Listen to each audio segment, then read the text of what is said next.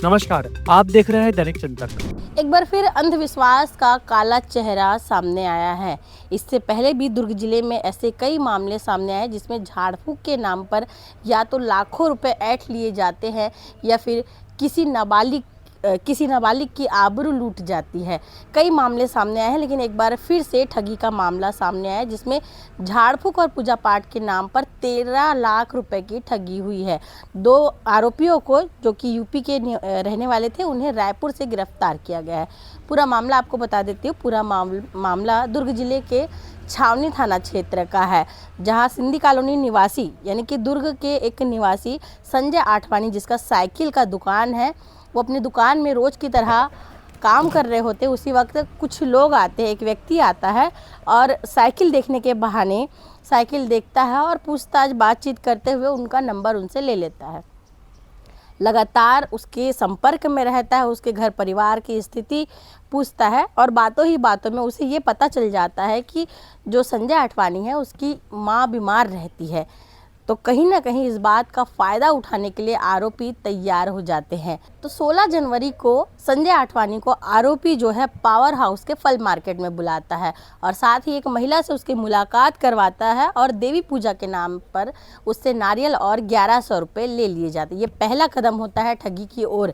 इसके बाद पहले तो विश्वास दिलाया जाता है कि इसके बाद आपकी जो माँ है वो ठीक हो जाएगी, लेकिन फिर 20 तारीख को फिर से संजय आठवानी को बुलाया जाता है और कहा जाता है कि उनकी माँ के जो गहने हैं उसे मंदिर में रखवाना है शुद्ध करने के लिए।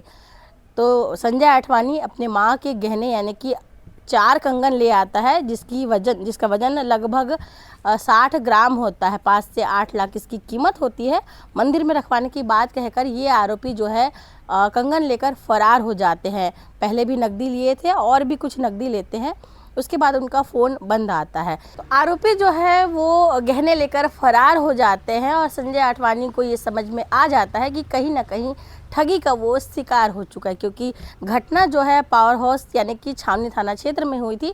तो प्रार्थी पहुंचता है छावनी थाना में और वो अपना मामला दर्ज करवाता है और बताता है कि किस प्रकार झाड़ फूक और पूजा पाठ के नाम पर उससे 13 लाख रुपए की ठगी कर ली गई।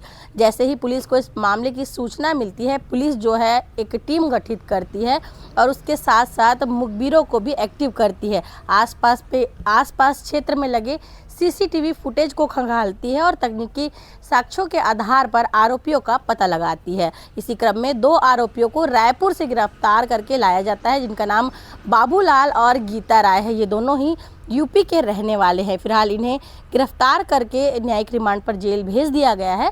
लेकिन दुर्ग पुलिस ने सभी लोगों से अपील की है कि झाड़ फूक के नाम पर किसी को भी इस तरीके से पैसे की लेन देन किसी के भी साथ ना करे और कोई भी ऐसी संदिग्ध गतिविधियां करता नजर आता है या संदिग्ध आपको लगता है तो पुलिस को जरूर सूचना दे। दैनिक चिंतन के लिए मैं भारती। एक मामला सामने में आया है, किस तरीके से कार्रवाई पुलिस के द्वारा की गई है और इसमें क्या रुपया जब्त किया गया, कितने आरोपी गिरफ्तार किए गए? छावनी थाना में एक अपराध पंजीबद्ध हुआ था, जिसमें एक साइकिल दुकान संचालक से 2 लोग आए और उससे पूजा पाठ कर उसकी मां को ठीक कर देने के नाम से 5 लाख रुपए पहले मांगे। फिर इस तरह से 8 लाख रुपए नगद और 5 लाख रुपए के सोने के जेवरात उससे ले लिए थे और वहां से फरार हो गए थे, जिस पर अपराध पंजीबद्ध कर हमारी टीम गठित की गई थी और टीम ने लगातार सीसीटीवी फुटेज खंगाल करके टेक्निकल एंड के आधार पर आरोपियों को सरोना स्थित उनके किराए के मकान से गिरफ्तार किया है। 2 आरोपी आज गिरफ्तार किए गए हैं, जिनके पास से लगभग 8 लाख रुपए जो नगद उनके द्वारा ठगे गए थे उसको बरामद कर लिया गया है।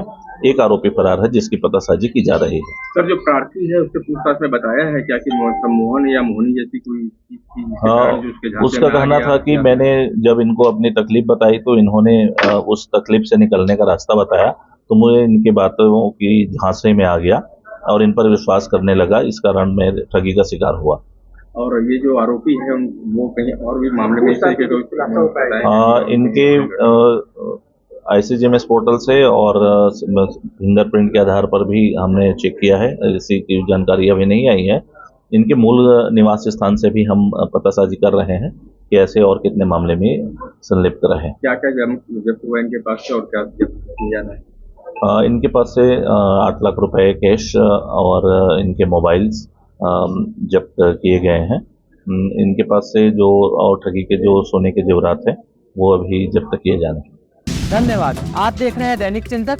आगे की अपडेट के लिए बने रहें हमारे साथ। हमारे चैनल को लाइक, सब्सक्राइब और शेयर करना ना भूलें।